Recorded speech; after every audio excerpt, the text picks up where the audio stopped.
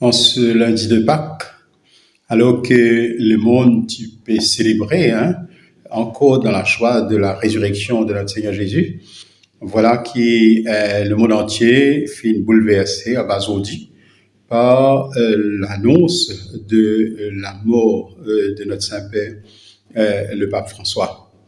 Alors qu'hier, l'ITI, la place Saint-Pierre, pour saluer les fidèles qui étaient rassemblés pour la fête de Pâques, l'ITI préside la prière qu'on appelle Obi et Orbi, il donne la bénédiction, et donc ça a surprendre tout le monde. Mais nous rappelle aussi que le pape fait passeport par une situation vraiment grave sur la santé. Et puis voilà, alors que nous sentons qu'il touche de mieux en mieux, il quitte nous sur la pointe des pieds, alors qu'il est, comme dit causé, sur le champ de bataille, il est dans sa fonction jusqu'au bout. Alors nous tous nous attristés, nous tous nous vraiment bouleversés par la mort du Saint-Père, qui est comme un papa pour nous tous. Et d'autant plus que moi, particulièrement redevable envers lui, parce que c'est lui qui m'a appelé pour l'épiscopat ici dans Rodrigue. Et j'ai eu l'occasion de joindre lui en 2-3 occasions, personnellement. Et je dire qu'il y a un lien un peu spécial qui est noué entre lui et moi. Alors, je peux faire cette vidéo-là juste pour vous informer ici dans le vicariat que nous prenons la messe de Requiem mercredi à 4h30 à la cathédrale Saint-Gabriel en mémoire du pape défunt. Et dès demain matin, après les messes de 7h, nous prenons à Saint-Gabriel et à Port-Maturin un livre de condoléances qui va être ouvert et que chacun, ce qui souhaitait, capable de mettre un petit mot pour dire de l'appréciation, pour dire de la prière par rapport au départ du pape François.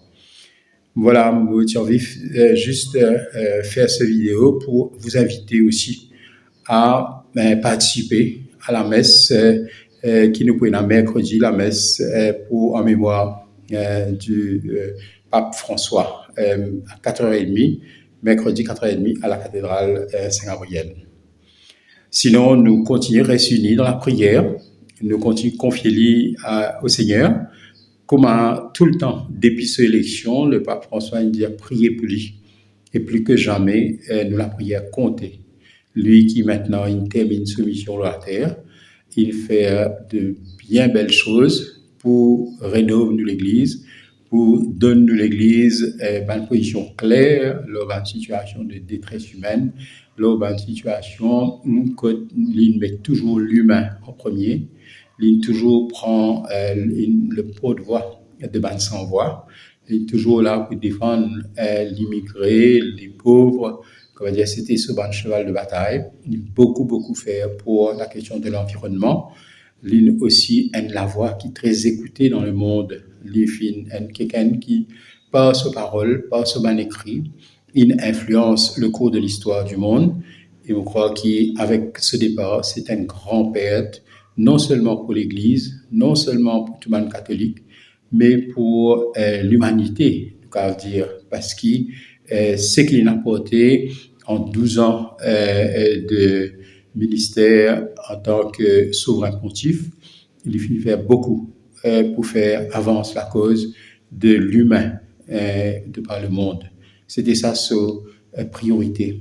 Considère chaque monde humain comme nous tous nous humains, considère l'autre comme nos frères, comme nos sœurs. Voilà, mes amis, mon vidéo, nous réunissons dans la prière et me donne notre rendez-vous pour mercredi pour la messe de Requiem à la cathédrale de Saint-Gabriel à 4h30. Merci.